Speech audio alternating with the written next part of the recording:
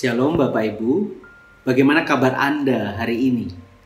Semoga kita semua masih dalam keadaan yang baik sampai hari ini.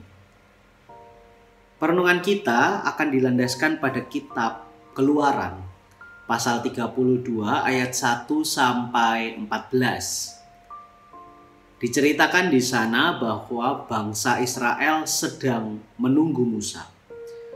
Yang saat itu Musa sedang berada di atas gunung Sinai. Musa bertemu dengan Allah.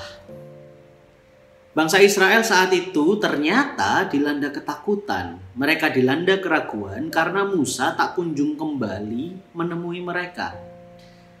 Mereka mengira ada sesuatu yang terjadi pada Musa di atas gunung Sinai. Nah, perasaan takut, keraguan ini wajar muncul, lantas semakin kuat nyata atas mereka karena mereka merasa kalau Musa tidak ada atau misalnya Musa meninggal begitu ya, maka tidak akan ada sosok yang bisa memimpin mereka lagi. Nah, itulah kenapa bangsa Israel akhirnya memohon kepada Harun supaya ia dapat membangun sebuah patung yang kemudian dapat mereka sembah sebagai Allah. Dan benarlah, akhirnya Harun membangun patung bagi umat Israel. Harun mengumpulkan perhiasan-perhiasan lalu membuatnya patung. Bahkan mereka pada akhirnya mempersembahkan kurban bakaran bagi Allah mereka yang baru itu, si patung itu.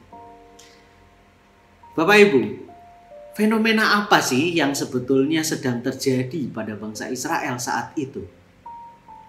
Sejatinya mereka sedang dirundung keraguan pada penyertaan Allah. Allah yang selama ini mereka sembah adalah Allah yang tak terlihat wujudnya dengan mata telanjang bagi mereka. Bangsa Israel hanya dapat mengetahui Allah lewat Musa. Mereka pun hanya dapat bercakap-cakap dengan Allah juga melalui Musa. Ketika Allah mau bercakap-cakap dengan bangsa Israel, selalu lewat perantaraan Musa.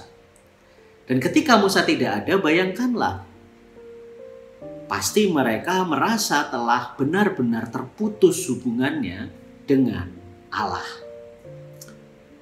Mereka merasa sudah tidak ada harapan, hopeless, dan mereka merasa butuh sosok penolong yang terlihat.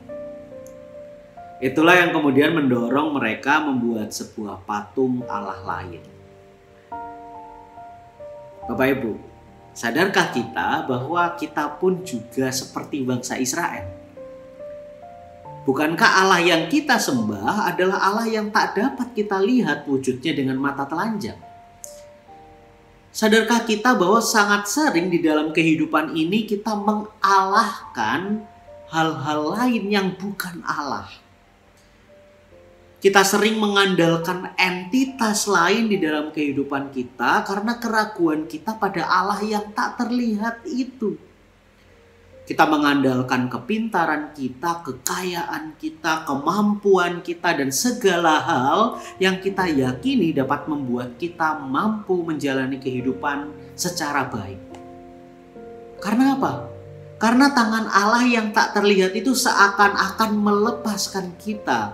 Sehingga kita merasa dibiarkan tenggelam dalam berbagai tekanan hidup yang seringkali menyesakkan. Lalu kita kembali ke cerita bangsa Israel tadi. Lantas setelah Allah mengetahui perilaku menyimpang bangsa Israel itu, apakah kemudian Allah menjadi Allah yang terlihat wujudnya dengan mata telanjang? Tidak. Bapak Ibu, Allah tetaplah Allah yang tak terlihat wujudnya dengan mata telanjang.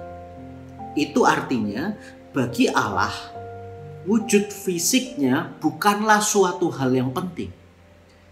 Bagi Allah yang paling penting adalah kesadaran diri umatnya untuk meyakini dan merasakan penyertaan Allah itu nyata melalui apapun. Bagi Allah yang paling penting adalah kesadaran diri untuk meyakini dan merasakan penyertaan Allah itu nyata melalui apapun. Lalu bagaimana dengan kita, Bapak Ibu? Sudahkah kita merasakan, sudahkah kita meyakini penyertaan Allah itu nyata melalui segala sesuatu di dalam kehidupan kita saat ini?